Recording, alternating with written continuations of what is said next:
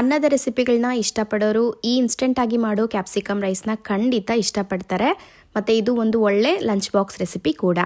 ಇದನ್ನು ಮಾಡೋದಕ್ಕೆ ಒಂದು ಪ್ಯಾನ್ಗೆ 2 ಟೇಬಲ್ ಸ್ಪೂನ್ ಎಣ್ಣೆ ಹಾಕಿ, ಎಣ್ಣೆ ಬಿಸಿ ಆದಮೇಲೆ ಸಾಸಿವೆ, ಜೀರಿಗೆ ಮತ್ತು ಒಂದು 4ರಿಂದ 5 ಬೆಳ್ಳುಳ್ಳಿ ಎಲೆಗಳನ್ನ ಸಣ್ಣದಾಗಿ ಹಚ್ಚಿ ಸೇರಿಸಿ, ಒಂದೆರಡು ಒಣಗಿದ ಮೆಣಸಿನಕಾಯಿ ಮತ್ತು ಸ್ವಲ್ಪ ಕರಿಬೇವನ್ನು ಹಾಕಿ 1 ನಿಮಿಷ ಚೆನ್ನಾಗಿ ಬಾಡಿಸ್ಕೋಬೇಕು. ಈಗ ಇದಕ್ಕೆ ಒಂದು ಈರುಳ್ಳಿನ ಉದ್ದುದ್ದಕ್ಕೆ ಕಟ್ ಮಾಡಿ ಸೇರಿಸಿ, ಈರುಳ್ಳಿ ಎಲ್ಲ ಸ್ವಲ್ಪ ಕಂದು ಬಣ್ಣ ಬರೋವರೆಗೆ ಒಂದು 2ರಿಂದ 3 ನಿಮಿಷ ಚೆನ್ನಾಗಿ ಬಾಡಿಸ್ಕೊಂಡು, ಇದಕ್ಕೆ 1 ಟೊಮೊಟೊ ಮತ್ತು 1 ದೊಡ್ಡ ಗಾತ್ರದ ಕ್ಯಾಪ್ಸಿಕಮ್ನ ಉದ್ದುದ್ದಕ್ಕೆ ಕಟ್ ಮಾಡಿ ಸೇರಿಸಿ, ಇದಕ್ಕೆ ರುಚಿಗೆ ತಕ್ಕಷ್ಟು ಉಪ್ಪು ಮತ್ತು ಸ್ವಲ್ಪ ಅರಿಶಿನ ಹಾಕಿ, ಈ ಟೊಮೊಟೊ ಎಲ್ಲ ಸಾಫ್ಟ್ ಆಗೋ ತನಕ ಒಂದು 2ರಿಂದ 3 ನಿಮಿಷ ಲಿಡ್ನ ಕ್ಲೋಸ್ ಮಾಡಿ ಬೇಯಿಸ್ಕೋಬೇಕು.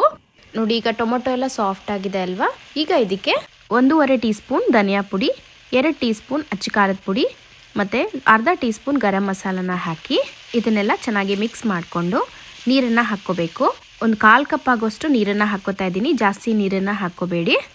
ಈಗ ಒಂದು ಲಿಡ್ನ ಕ್ಲೋಸ್ ಮಾಡಿ ಲೋ ಫ್ಲೇಮಲ್ಲಿ 2ರಿಂದ 3 ನಿಮಿಷ ಕುಕ್ ಮಾಡಿಕೊಂಡ್ರೆ ನೋಡಿ ಈ ಥರ ಎಣ್ಣೆ ಎಲ್ಲ ಬಿಟ್ಟಿರುತ್ತೆ. ಈಗ ಲಾಸ್ಟಲ್ಲಿ ಕೊತ್ತಂಬರಿ ಸೊಪ್ಪನ್ನು ಹಾಕಿ ಒಂದ್ಸರಿ ಎಲ್ಲ ಮಿಕ್ಸ್ ಮಾಡಿ ಉದ್ರುದ್ರಾಗಿ ಬೇಯಿಸ್ಕೊಂಡಿರುವಂಥ ಅನ್ನನ ಹಾಕಿ ಎಲ್ಲನೂ ಚೆನ್ನಾಗಿ ಮಿಕ್ಸ್ ಮಾಡಿಕೊಂಡ್ರೆ ಕ್ಯಾಪ್ಸಿಕಮ್ ರೈಸ್ ರೆಡಿ ಆಗುತ್ತೆ.